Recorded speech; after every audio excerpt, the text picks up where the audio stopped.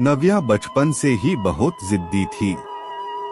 बिन माँ की बच्ची थी, इसलिए सब लोग उसे संभालते थे। दादी की तो लाडली थी। उसके पापा सचिन की दूसरी शादी करने का प्रयास चालू था, पर यह 7 साल की बच्ची कुछ ना कुछ करके अपने पापा का रिश्ता जुड़ने नहीं देती थी। उसकी दोनों नानी और दादी उसे समझा समझा कर थक गई। बेटा, सभी सौतेली माँ बुरी नहीं होती और हम हैं ना। तुम्हें अगर तकलीफ दी तो हम उस पर चिल्लाएंगे, डांटेंगे। लेकिन उसके मन में बार बार डर आ रहा था कि सौतेली माँ मुझे तकलीफ देगी। पापा भी उसका ही सुनेंगे और उसकी माँ की आखिरी याद मतलब उसका मंगलसूत्र वह भी उस सौतेली माँ को दे देंगे। ऐसे उसे लगता था। सभी को टेंशन हो रहा था कि उसे कैसे समझाएं। उसकी माँ मतलब सुनीता एक एक्सीडेंट में 2 साल पहले इस दुनिया से चली गई। तब से लेकर अब तक उस बच्ची को सभी संभालते थे, पर उसकी यह जिद जरा ज्यादा ही थी। कैसे बताएं अभी इसे। उसकी दादी ने उनकी ही मौसेरा भाई की लड़की पसंद कर ली थी। उसकी भी शादी होकर तलाक हो गया था और उसे एक लड़का भी था, पर यह बच्ची सुनने को तैयार ही नहीं थी। वह लड़का है मतलब उससे ही सब प्यार करेंगे, मुझसे नहीं, ऐसा मन में वहम बिठाए वो इस शादी को नहीं होने देगी, ऐसी जिद पकड़कर बैठी थी। उसके जिद के आगे सचिन भी नहीं बोल सका। दोनों दादी और नानी काफी चिंतित हो गई। बाद में सुनीता की मां ने समस्या का समाधान निकाला। सुनीता की एक दोस्त माया, जिसकी उम्र हो चुकी थी, इसलिए उसकी शादी तय नहीं हो रही थी। उसके घर जाकर नानी ने सब हकीकत बताई। वह सब सुनने और समझने के बाद भी माया शादी के लिए तैयार हो गई। इस वजह से दोनों नानी और दादी भी काफी खुश हो गए। अब सचिन क्या कहता है, इसकी उनको चिंता हो रही थी। खुद सास ही बोल रही थी, इसलिए जमाई तैयार हो गया लड़की को मिलने के लिए। सचिन ने माया से मिलने का तय किया। मुलाकात के दिन सचिन ने माया से कहा कि मैं सिर्फ नव्या के भविष्य के लिए और अपनी मां की इच्छा के लिए तैयार हुआ हूं। मेरी तरफ से बाकी कोई भी उम्मीद मत करो। यह सुनते ही बहुत बुरा लगा माया को, पर कितने दिन घर वालों के ताने सुनूं, इसलिए माया तैयार हो गई और शादी भी हो गई। उसके घर की परिस्थिति इतनी अच्छी नहीं थी, उस वजह से उसके माँ बाप ने माया को कोई भी जेवर नहीं दिए और नव्या ने अपनी माँ का मंगलसूत्र भी नहीं देने दिया। बाद में सुनीता की माँ ने माया की माँ बनकर सब कुछ किया। नव्या माया को बहुत परेशान करती थी। वो सौतेली माँ ऐसे ही पुकारा करती उसे। माया थोड़ा सा डांटती या उसे समझाने का प्रयास करती, तब जानबूझकर झूठ मूठ का रोने लगती थी। माया 2 महीने में ही पूरी तरह हताश हो गई। दोनों दादी और नानी को पहले ही सब कुछ पता था, इस वजह से माया को वह कुछ नहीं बोलती थी। वह उल्टा उसे बोलती थी कि मारोगी भी तो चलेगा। पर सचिन को यह सब सहन नहीं होता था।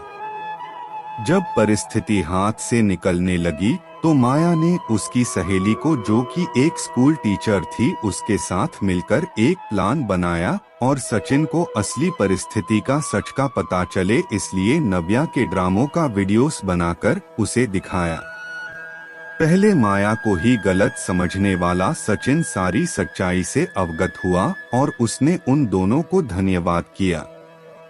प्यार से नव्या को समझाया कि इसके आगे तुम्हें माया के साथ अच्छा बर्ताव करना होगा, उसकी सब बातें सुननी होगी। हालांकि नव्या ने काफी तमाशा किया, पर उसकी साइड लेने वाला कोई भी नहीं है, ये उसे समझ में आ गया। उसको माया पर बहुत गुस्सा आता था। माया उसे बहुत समझाती थी। धीरे धीरे माया और सचिन का रिश्ता भी सुधार रहा था, पर पति पत्नी जैसा रिश्ता उनमें नहीं था और वो सचिन ने उसे पहले ही बता दिया था। माया को बहुत बुरा लगता था, उसने अपनी इच्छाएं अपने मन में ही दबा दी। नव्या को उसने सोतेलापन कभी भी दिखाया नहीं, पर नव्या मात्र उसके साथ झगड़ा ही करती थी। धीरे धीरे नव्या बड़ी होती गई। सचिन हमेशा काम के लिए बाहर रहता था। माया नव्या के लिए हमेशा तत्पर रहती थी। उसने नव्या को बहुत प्यार से समझाने की कोशिश की, पर माया को हमेशा असफलता मिली। उसमें सचिन की मां हमेशा बीमार रहती थी। उनकी वह देखभाल करती थी। उन्होंने एक बार माया को बुलाकर बताया, मुझे बहुत चिंता होती थी इस नव्या की, पर अभी नहीं होती। तुम हो ना, अभी मेरा कुछ भी हो जाए चलेगा, पर तुम्हारे लिए मुझे बहुत बुरा लगता है। जिस बच्ची के लिए तुम इतना करती हो, उसकी उसे कीमत ही नहीं है। तभी माया मुस्कान के साथ बोली, नव्या को देखते हुए बोली, उसने मुझे हमेशा गलत ही समझा। हमेशा की तरह नव्या ने माया से बहुत झगड़ा किया। सचिन के घर पर आते ही उसको सब झूठ बताया, पर उसने भी नव्या को ही सुनाया। गुस्से से नव्या ने खाना भी नहीं खाया। माया ने भी खाना खाया नहीं। नव्या को समझाने के लिए गई तो माया ने कहा, मुझे तुम्हारी माँ की जगह नहीं चाहिए, उसकी आखिरी निशानी मतलब उसका मंगलसूत्र भी नहीं चाहिए। मुझे सिर्फ तुम माँ बोलकर पुकार लो, मेरे लिए उससे बड़ा कोई पुरस्कार नहीं होगा। जिस दिन तुम ऐसा करोगी उस दिन मुझे ममता का गहना मिल जाएगा, वही मेरा खरा पहला गहना होगा। पर नव्या सुनेगी तब ना। जैसा था वैसे ही सब चालू रहा। कई दिनों बाद दादी की तबीयत बिगड़ी। उन्होंने सचिन को बुलाया और कहा, माया बहुत अच्छी लड़की है, वह कभी भी भेदभाव नहीं करेगी, तुम उसको अपनी पत्नी की तरह स्वीकार कर लो। उसकी भी कोई उम्मीद होगी तुमसे, वह पूरा करो। ये आखिरी शब्द बोलकर दादी चल बसी। सचिन को माँ के वह शब्द कान में गूंज रहे थे। महीना हो गया तब भी वही शब्दों का विचार करके गैलरी में शांत बैठा था। उतने में माया ने खाना खाने के लिए आ रहे हैं ना ऐसा बोलकर बुलाने आई। सचिन का सब्र का बांध टूट गया। वह माया के गोद में सिर रखकर बहुत रोने लगा। आज 5 साल बाद पहली बार सचिन ने माया को छुआ। माया घबरा गई। उतने में नव्या वहां पर आ गई। इस वजह से वह विषय वहीं पर ही खत्म हो गया। कई दिनों बाद वापस सब नॉर्मल हो गया। दोनों ही अब शरीर से मन से नजदीक आ गए थे। नव्या को समझ आने के बाद वह भी जरा अच्छा बर्ताव करने लगी। अभी उसकी 12वीं की परीक्षा थी, इसलिए माया उसके टाइम टेबल सब ठीक से संभाल रही थी। कुल मिलाकर सब अच्छा चल रहा था। ऐसे में उनकी खुशियों को नजर लग गई। सचिन का भी एक्सीडेंट हो गया और वह गुजर गया। अभी माया और नव्या वह दोनों ही थी एक दूसरे के लिए। जो भी सेविंग थी उस पर घर चल रहा था। माया तो ग्रेजुएट नहीं थी, इस वजह से उसे नौकरी मिलने में दिक्कत आ रही थी। छोटी छोटी नौकरी करके वह घर खर्चा चला रही थी। सचिन की सब सेविंग उसने नव्या के लिए रख दी। अब नव्या को प्यार हो गया था सुशांत नाम के लड़के से। इस वजह से माया ने उनका प्रेम विवाह करने का सोचा। सब लोग अच्छे हैं, नव्या भी खुश रहेगी ऐसा उसे विश्वास था। पर सुशांत की मां खड़ूस थी। सचिन के जाने के बाद उनकी परिस्थिति भी अच्छी नहीं थी। नव्या शादी के बाद ज्यादा गहने नहीं लाई, इसलिए ससुराल वाले उसे तकलीफ दे रहे थे। उसकी सास की सहेलियां घर पर आई थी नई दुल्हन से मिलने। तब नव्या की सौतेली माँ के बारे में बुरा भला बोल रही थी। सौतेली माँ है ना, इसलिए ऐसा जानबूझकर किया होगा। सब कुछ खुद के लिए रखा होगा और बेटी को लंका की पार्वती बनाकर सिर्फ मंगलसूत्र पहनाकर भेज दिया। और हंसने लगी।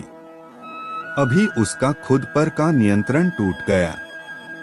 मेरी माँ की आखिरी याद मतलब यह मंगलसूत्र है।